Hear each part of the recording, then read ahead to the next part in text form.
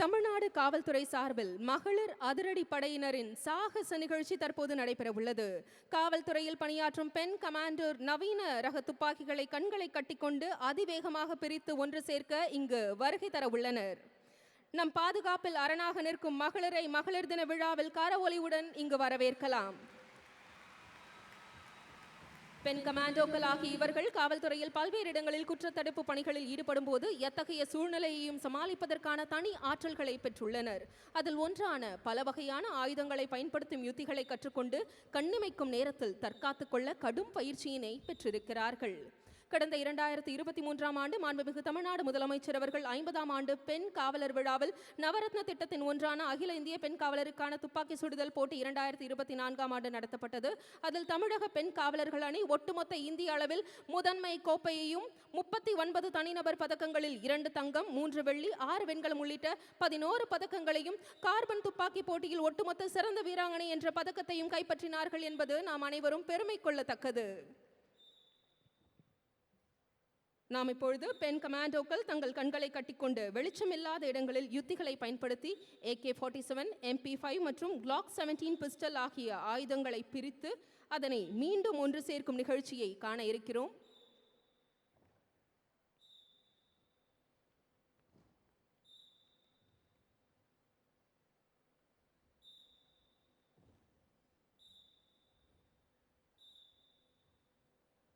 பெண் கமாண்டோக்கள் தங்கள் கண்களை கட்டிக்கொண்டு வெளிச்சமில்லாத இடங்களில் யுத்திகளை பயன்படுத்தி இப்போது பாகங்களை பிரித்து ஒன்று சேர்க்க உள்ளனர். முதலாவதாக AK-47 அசால்ட் ரைஃபிள்.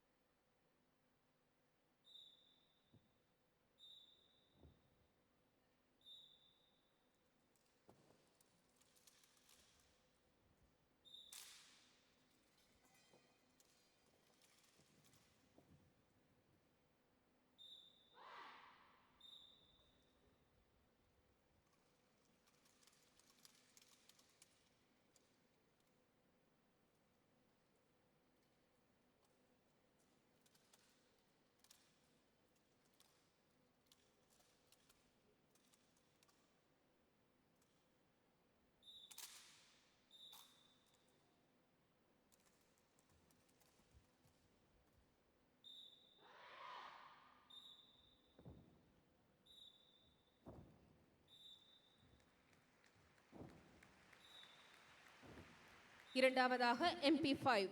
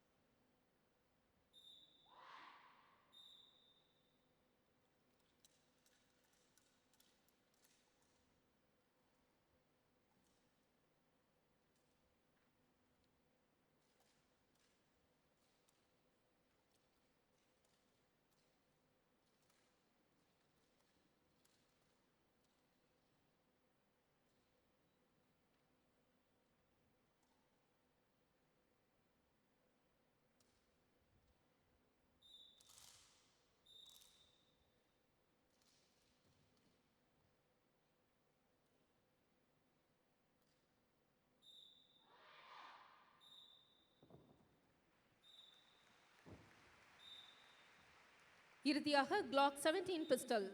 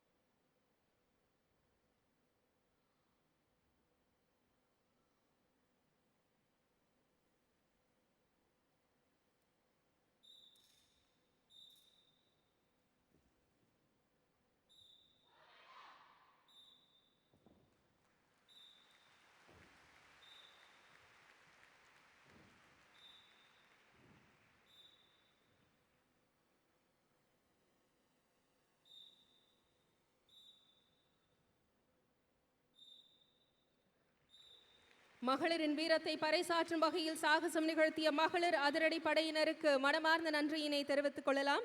மாண்புமிகு முதலமைச்சரின் உள்வட்ட பாதுகாப்பு பிரிவில் பெண்கள் படையினரை நியமித்தவர் நம் மாண்புமிகு தமிழ்நாடு முதலமைச்சர் அவர்கள்.